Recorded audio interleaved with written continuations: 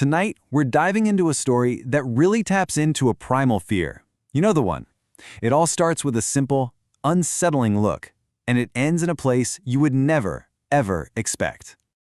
Come on, you know that feeling, right? That little prickle on the back of your neck. The gut instinct that someone's eyes are just locked on you. So what do? Do you look away? Do you try to stare them down? Well, our story kicks off with a young woman asking herself those exact same questions. So let's set the scene here. We're talking late night. You're just trying to get home, the city's quiet, and you're just moving through the dark. Okay, so picture it. The lights inside the train are kind of flickering, you hear the screech of the wheels on the tracks, and you're one of maybe a handful of people in this long, empty train car. It's a space where you feel pretty exposed. And it's right here that she realizes she's not quite as alone as she thought. And this, right here, is where a totally normal trip home starts to feel off. It all kicks off with one single, unnerving detail. At first glance, just another passenger. Nothing seems weird about her at all. That is, until our protagonist makes the mistake of looking up. And listen, we're not talking about a quick look or a passing glance here. No, this was a direct, focused, totally unbroken stare. The kind that just drills right into you and makes your brain go, wait, what is happening right now? So her first instinct, it's what anyone would do. Break eye contact. Immediately. She looks down at her phone, she looks out the window, literally anywhere else. It's that universal signal, right? The one that says, hey, please stop looking at me. It's a pretty basic social cue. Yeah, but the signal just doesn't land.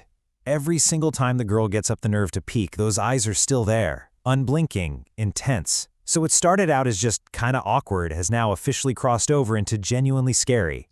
But here's what makes the whole thing even stranger.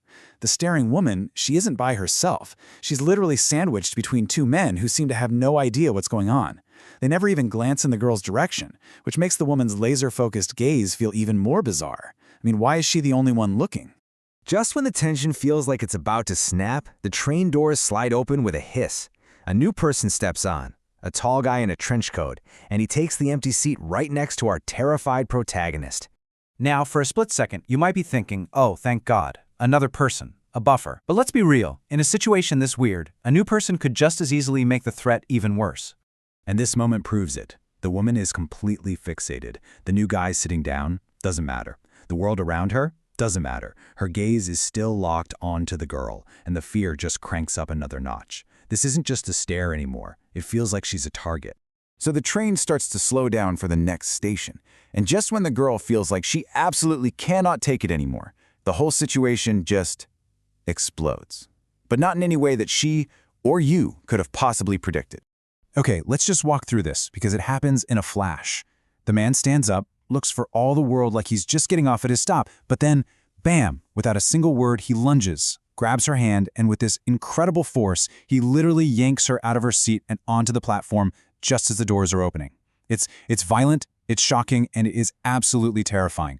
So in just a few seconds, she's gone from one nightmare scenario to a completely different one. The steering woman is gone, yeah, but now she's stuck on a deserted platform with the stranger who just physically assaulted her. Her heart is pounding out of her chest, and she starts to scream. So she's screaming, right? Trying to process what in the world just happened. And that is when the man finally speaks, and the words that come out of his mouth, they change absolutely everything. Can you just imagine hearing those words? Saved her life? What? From what? A woman staring at her? It makes zero sense. The terror is now mixed with this deep, profound confusion. And that's the key question, isn't it?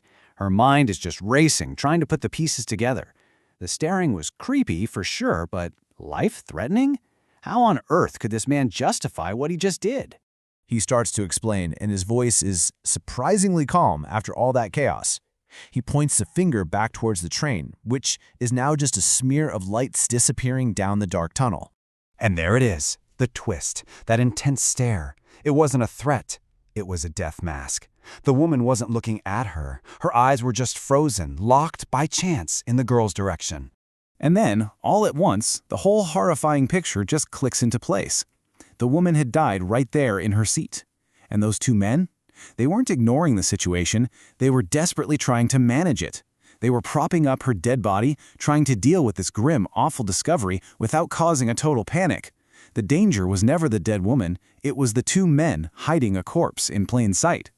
And that just leaves us with this incredibly chilling thought. The girls spent that whole ride terrified of a dead woman's empty eyes, completely oblivious to the two living, breathing men who were actively deceiving every single person on that train.